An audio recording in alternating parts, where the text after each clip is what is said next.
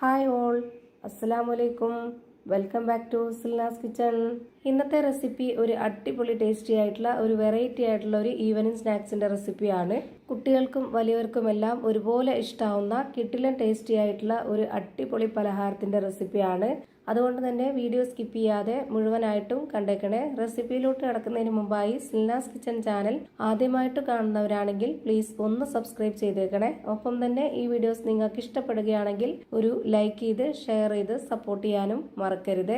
ഇനി നമുക്ക് റെസിപ്പിയിലോട്ട് കിടക്കാം. ഈ ഒരു പലഹാരം തയ്യാറാക്കുന്നതിന് വേണ്ടിയിട്ട് ആദ്യം തന്നെ ഞാനിവിടെ ഒരു പാൻ സ്റ്റൗവിലേക്ക് വെച്ച് ഫ്ലെയിം ഓൺ ആക്കി കൊടുത്തിട്ടുണ്ട്. ഇതിലേക്ക് കുറച്ച് ഓയിൽ ഒഴിച്ചു കൊടുക്കുന്നുണ്ട്. ഓയിൽ ഒന്ന് നന്നായിട്ട് ചൂടായി വരുന്ന സമയത്ത് ഇതിലേക്ക് ഒരു 3 അല്ലി വെളുത്തുള്ളി ചെറുതായിട്ട് കട്ട് ചെയ്തതിന് ശേഷം ഇതിലേക്ക് ഇട്ട് കൊടുക്കാം. പിന്നെ ഇതിലേക്ക് ഇതേപോലെ തന്നെ ചെറുതായിട്ട് കട്ട് ചെയ്തെടുത്തിട്ടുള്ള ഇഞ്ചിയും കൂടെ ഇട്ട് കൊടുക്കുന്നുണ്ട്. ഒരു ചെറിയ കഷ്ണം ഇഞ്ചിയാണ് കട്ട് ചെയ്തിട്ട് ഇട്ട് കൊടുത്തിട്ടുള്ളത്.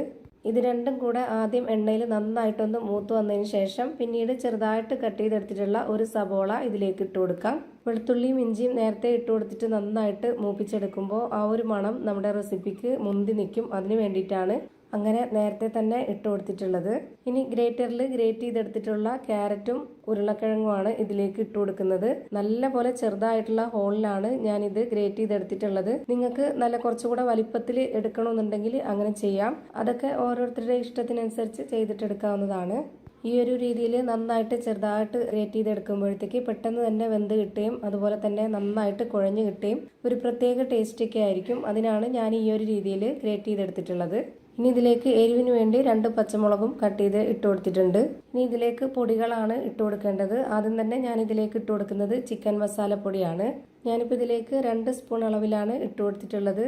ഇത് നിർബന്ധമൊന്നുമില്ല, ഉണ്ടെങ്കിൽ ഇട്ട് കൊടുക്കുക. ഇട്ട് കൊടുത്തു കഴിഞ്ഞാൽ ഒരു പ്രത്യേക ടേസ്റ്റ് ആയിരിക്കും. പിന്നെ ഇതിലേക്ക് 1 സ്പൂൺ അളവിൽ നല്ല എരിവുള്ള മുളക് പൊടി ഇട്ട് കൊടുത്തിട്ടുണ്ട്. പിന്നെ ഒരു നുള്ള് മഞ്ഞൾപ്പൊടിയും ഒരു നുള്ള് ഗരം മസാലപ്പൊടിയും ആവശ്യത്തിനുള്ള ഉപ്പും കൂടെ ഇട്ട് കൊടുത്തിട്ട് ഇത് നന്നായിട്ടൊന്ന് ഇളക്കി യോജിപ്പിച്ച് കൊടുക്കാം. ഇതിന്റെ കൂടെ ചിക്കനോ മുട്ടയോ ബീഫോ ഒക്കെ ചേർക്കണമെന്നുണ്ടെങ്കിൽ അങ്ങനെ ചേർത്ത് കൊടുക്കാം. ഞാനിപ്പോൾ ഇതൊന്നും ഇല്ലാതെ ഇത്രയും മാത്രം വെച്ചിട്ട് തന്നെ നല്ല ടേസ്റ്റ് ആയിട്ട് കിട്ടിയിട്ടുണ്ട്. ഇത് നന്നായിട്ടൊന്ന് ഇളക്കി കൊടുത്തതിന് ശേഷം ഒരു 2-3 മിനിറ്റ് ഇത് അടച്ചു വെച്ചിട്ടൊന്ന് വേവിച്ചെടുക്കണം. നന്നായിട്ട് വേവിച്ചെടുക്കേണ്ട ആവശ്യമില്ല, ഇതൊരു തവണ കൂടി വേവിച്ചെടുക്കാനുള്ളതാണ്. അതുകൊണ്ട് തന്നെ നമുക്ക് ആദ്യം അടച്ചു വെച്ചിട്ട് ഒരു 2-3 മിനിറ്റ് ഒന്ന് വേവിച്ചെടുക്കാം. അപ്പോൾ തന്നെ ഇതൊരു പകുതി മുക്കാലോളം വേവായിട്ടുണ്ടാവും. ഇപ്പം ഞാനിതാ ഇത് അടച്ചു വെച്ച് കൊടുത്തിട്ടുണ്ട്. ഒരു 3 മിനിറ്റിന് ശേഷം ഞാനിത് തുറന്ന് നോക്കിയപ്പോഴത്തേക്ക് ഈ ഒരു പരുവത്തിലാണ് കിട്ടിയിട്ടുള്ളത്. ഇത്രയും വെന്താൽ മതി. ഇനി നമുക്ക് ഇതിന്റെ ഫ്ലെയിം ഓഫ് ചെയ്ത് കൊടുക്കാം. ഇത് ഓഫ് ചെയ്തതിന് ശേഷം ഞാനിത് വേറൊരു പാത്രത്തിലേക്ക് മാറ്റുന്നുണ്ട്. എന്നിട്ട് വീണ്ടും ഈ ഒരു പാൻ തന്നെ സ്റ്റൗവിലേക്ക് വെച്ച് കൊടുക്കുന്നുണ്ട്. ഇതിലേക്ക് ഇനി കുറച്ച് ബട്ടർ ഇട്ട് കൊടുക്കാം. ഇതുപോലെ ഒരു ചെറിയ പീസ് ബട്ടർ ഇട്ട് കൊടുത്തതിന് ശേഷം ഇതൊന്ന് നന്നായിട്ട് മെൽറ്റായിട്ട് വരുന്നവരെ വെയിറ്റ് ചെയ്യണം. ഈ പാൻ മുഴുവനായിട്ടും ബട്ടർ ഇതുപോലെ ഒന്ന് സ്പ്രെഡാക്കി കൊടുക്കുന്നുണ്ട്. ബട്ടർ ഉണ്ടെങ്കിൽ ബട്ടർ ചേർത്ത് കൊടുക്കുക, അല്ലാന്നുണ്ടെങ്കിൽ നെയ്യ് ഒഴിച്ചു കൊടുത്താലും മതി. ബട്ടർ ഇതേപോലെ നന്നായിട്ട് മെൽറ്റായിട്ട് വന്നിട്ടുണ്ട്. ഇനി ഇത് നന്നായിട്ട് ലോ ഫ്ലെയിമിൽ ഇട്ട് കൊടുക്കണം. ഇനി ഞാനിതിലേക്ക് വെച്ച് കൊടുക്കുന്നത് ചപ്പാത്തിയാണ്.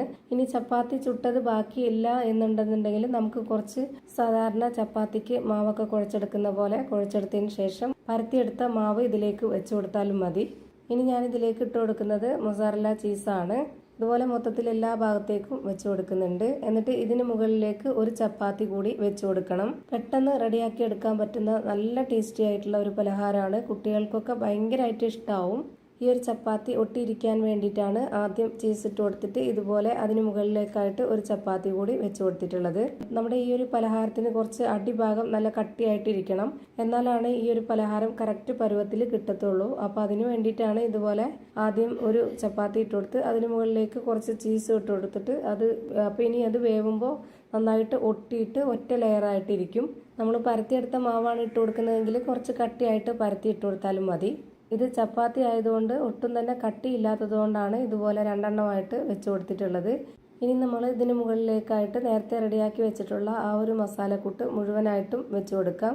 ഇതിലേക്ക് മുഴുവനായിട്ടും വെച്ച് കൊടുത്തതിന് ശേഷം ഇതുപോലെ നന്നായിട്ടൊന്ന് പരത്തി എല്ലാ ഭാഗത്തേക്കും കറക്റ്റാക്കി വെച്ച് കൊടുക്കണം. ഈ ഒരു ചപ്പാത്തിയിൽ നിന്ന് പുറത്തു പോവാത്ത രീതിയിൽ വേണം ഇത് പരത്തി കൊടുക്കാനായിട്ട്. പുറത്തോട്ട് മസാല ആയിക്കഴിഞ്ഞാൽ പെട്ടെന്ന് തന്നെ കരിഞ്ഞു പോകും. അപ്പോൾ ഞാൻ ഒന്നിച്ചിട്ട് കൊടുക്കാതെ ഇതുപോലെ കുറച്ച് കുറച്ചായിട്ട് കറക്റ്റ് ലെവൽ ചെയ്ത് വെച്ച് കൊടുത്തിട്ടുണ്ട്.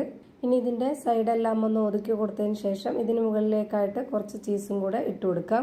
നമ്മുടെ വീട്ടിലേക്ക് ഒരു ഗസ്റ്റ് ഒക്കെ വരികയാണെന്നുണ്ടെങ്കിൽ വളരെ പെട്ടെന്ന് തന്നെ തയ്യാറാക്കി കൊടുക്കാൻ പറ്റുന്ന നല്ല ടേസ്റ്റി ആയിട്ടുള്ള ഒരു അടിപൊളി പലഹാരമാണ്. ഇനി ഇതിന് മുകളിലേക്കായിട്ട് ഒരു ചപ്പാത്തി കൂടി വെച്ച് കൊടുക്കുന്നുണ്ട്.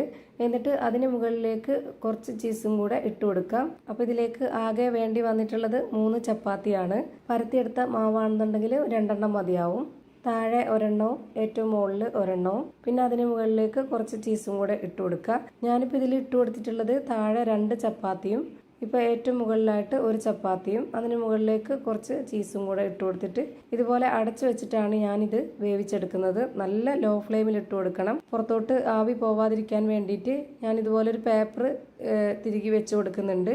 എത്ര സമയമാണോ വേവാനായിട്ട് എടുക്കുന്നത് അത്രയും സമയം ലോ ഫ്ലെയിമിൽ ഇട്ട് കൊടുക്കണം. ഒരു 15 മിനിറ്റ് ആയപ്പോഴത്തേക്ക് നമ്മുടെ ഈ ഒരു പലഹാരം റെഡിയായി കിട്ടിയിട്ടുണ്ട്. നല്ല ടേസ്റ്റി ആയിട്ടുള്ള ഒരു അടിപൊളി പലഹാരമാണ്. ഇനി ഓരോരുത്തർക്കും ഇഷ്ടമുള്ള വലിപ്പത്തിലും ആകൃതിയിലൊക്കെ കട്ട് ചെയ്തെടുത്ത് കഴിക്കാവുന്നതാണ്. അപ്പോൾ ഇത്രയേ ഉള്ളൂ ഇന്നത്തെ വീഡിയോ ഇഷ്ടമായാൽ ലൈക്ക് ചെയ്യാനും കമൻറ്റ് ചെയ്യാനും ഷെയർ ചെയ്യാനും മറക്കരുത്. അതുപോലെ തന്നെ ഞാനിടുന്ന പുതിയ വീഡിയോസ് നോട്ടിഫിക്കേഷനായിട്ട് കിട്ടുന്നതിന് വേണ്ടി സബ്സ്ക്രൈബ് ചെയ്ത് ബെല്ലൈക്കൺ അമർത്തി അതിൽ ഓൾ എന്ന ഓപ്ഷൻ എനേബിൾ ചെയ്ത് കൊടുക്കാനും മറക്കരുത്. പുതിയൊരു വീഡിയോയുമായി വീണ്ടും വരും. Thank you for watching.